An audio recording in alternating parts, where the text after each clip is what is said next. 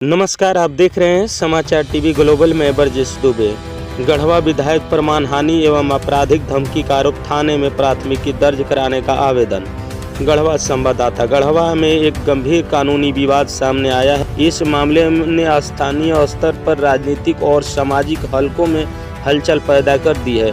प्राप्त जानकारी के अनुसार आवेदक मिथिलेश कुमार ठाकुर, उम्र 60 वर्ष, निवासी कल्याणपुर, गढ़वा ने थाना प्रभारी को लिखित आवेदन देकर आरोप लगाया है कि 22 अप्रैल 2026 को शाम करीब 6 बजे एक प्रेस वार्ता के दौरान विधायक सत्येंद्र नाथ तिवारी ने उनके विरुद्ध सार्वजनिक रूप से आपत्तिजनक, अपमानजनक एवं झूठे बयान दिए।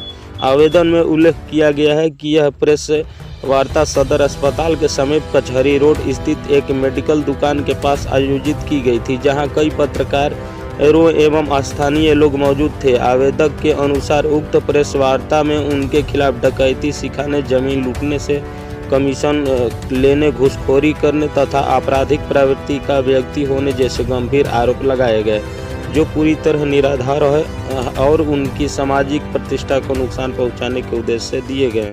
आवेदन में यह भी बताया गया है कि उक्त बयान स्थानीय डिजिटल मीडिया प्लेटफॉर्म जैसे झारखंड दृष्टि न्यूज और झारखंड वार्ता सहित सोशल मीडिया साइट्स पर प्रसारित किए गए, जिससे उनकी छवि को व्यापक स्तर पर क्षति पहुंची। उनका कहना है कि इन आरोपों के चलते समाज में उनके प्रति अविश्वास, घृणा और नकारात्मक धारणा बनी है, जिससे उन्हें मानसिक तनाव और सामाजिक अपमान का सामना करना पड़ रहा है। शिकायत में यह भी आरोप लगाया गया है कि अभियुक्त के खिलाफ पूर्व में भी कई आपराधिक मामले लंबित हैं, जिसमें कुछ मामलों में चार्ज फ्रेम हो चुका है। आवेदक ने आशंका जताई है कि यदि समय रहते कार्रवाई नहीं की गई तो अभियुक्त भविष्य में भी इस प्रकार के बयान देकर उनकी प्रतिष्ठा को और नुकसान पहुंचा सकता है। मिथिलेश कुमार ठाकुर ने पुलिस प्रशासन से मांग की है कि इस मामले में मानहानि, आपराधिक धमकी, जानबूझकर अपमान सहित प्रशासनिक धाराओं के तहत प्राथमिकी दर्ज कर निष्पक्ष एवं त्वरित जांच की जाए।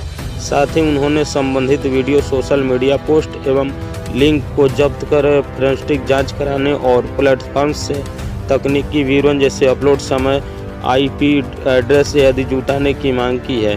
फिलहाल पुलिस ने आवेदन प्राप्त कर लिया है और मामले की प्रारंभिक जांच शुरू कर दी है। अधिकारियों का कहना है कि सभी तथ्यों की जांच के बाद विधि सम्मत कार्रवाई की जाएगी। इस पूरे घटनाक्रम पर जिले के राजनीतिक और सामाजिक हलकों की नज़र बनी हुई है। तो आप देख रहे थे समाचार टीवी ग्लोबल। धन्यवाद। रंका विधानसभा के माननीय विधायक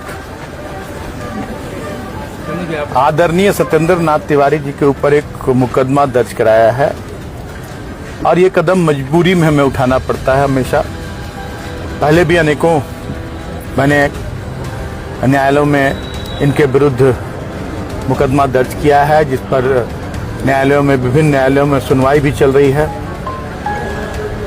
और अब तो हद कर दिया इन्होंने, जनता ने इन्हें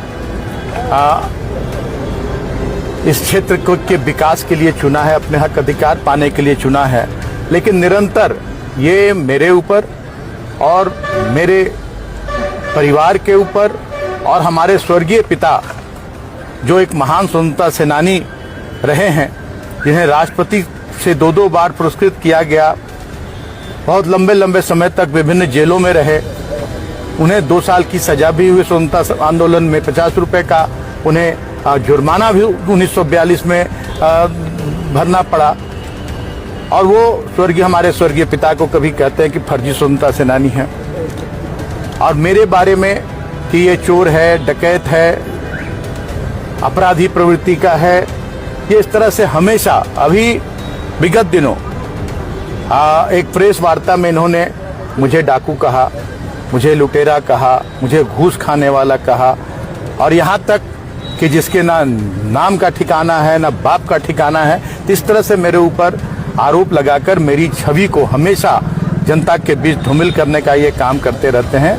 मैं तो पूछना चाहता हूँ आपके माध्यम से जनता से भी और माननीय विधायक से भी कि वो तो किस उद्देश्य से जनता ने चुना है और उनकी जिम्मेदारी क्या है। अगर उन्हें जनता ने यही जिम्मेदारी दी है कि मिथिलेश ठाकुर को गाली गलौज करना, मिथिलेश ठाकुर का खानदान खोजना, मिथिलेश ठाकुर के स्वर्गीय पिता को गाली देना, मिथिलेश ठाकुर को डाकू चोर कहना, ये सबके लिए उचित प्लेटफॉर्म है, उसके लिए न्यायालय है, थाना है, तो वहाँ से ये सारी कार्रवाइयाँ होती हैं और भी बहुत सारे संवैधानिक संस्थाएं हैं। जनता ने उन्हें विकास के लिए चुना है। 5 साल मैं भी विधायक रहा, मंत्री रहा।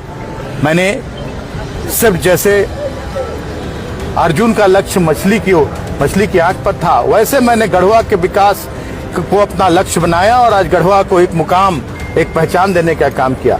उनकी भी जिम्मेदारी ये बनती है कि गढ़वा की जनता ने जिस उद्देश्य से उन्हें विधायक बनाया है, क्योंकि उस स्तर तक तो हम लोग नहीं जा सकते। हम तो जो भी उचित प्लेटफॉर्म होगा उसी प्लेटफॉर्म पर अपनी बात को रखेंगे। जब मुझे जिम्मेदारी मिली थी तो मैं निरंतर दिन रात गढ़वा की सेवा में लगा रहा। कभी कोई भी आरोप मैंने अगर उस पर लगाया होगा माननीय पूर्व विधायक पर, कभी नहीं। और आज वो निरंतर जनता को दिग्भ्रमित कर रहे हैं और मेरी छवि धूमिल कर रहे हैं। और साथ ही साथ जो नई पीढ़ी है, आज जो नए पहले वोटर हैं, 18 साल के वोटर हैं या 25 साल के वोटर हैं, उनके दिलो दिमाग पर एक जनप्रतिनिधि की छवि जो बन रही है कि एक जनप्रतिनिधि की छवि यही होती है, इसी तरह की अमर्यादित भाषा बोलना, संवैधानिक भाषा बोलना, ये भी कहीं से भी इस लोकतंत्र के लिए और आने वाली पीढ़ी के लिए, आने वाली पीढ़ी इससे एक उनके दिमाग में जनप्रतिनिधियों के प्रति एक भ्रामक एक विचार बैठेगा, एक गलत विचार बैठेगा जो कहीं से भी उचित नहीं है। तो आज जिस तरह से इन्होंने मुझे अपमानित करने का काम किया है, मुझे जनता के बीच मेरी छवि को खराब करने का काम किया है, मैं तो इनके तरह उस भाषा का, असंसदीय भाषा, अमर्यादित भाषा, गाली गलौज का इस्तेमाल तो नहीं कर सकता हूं।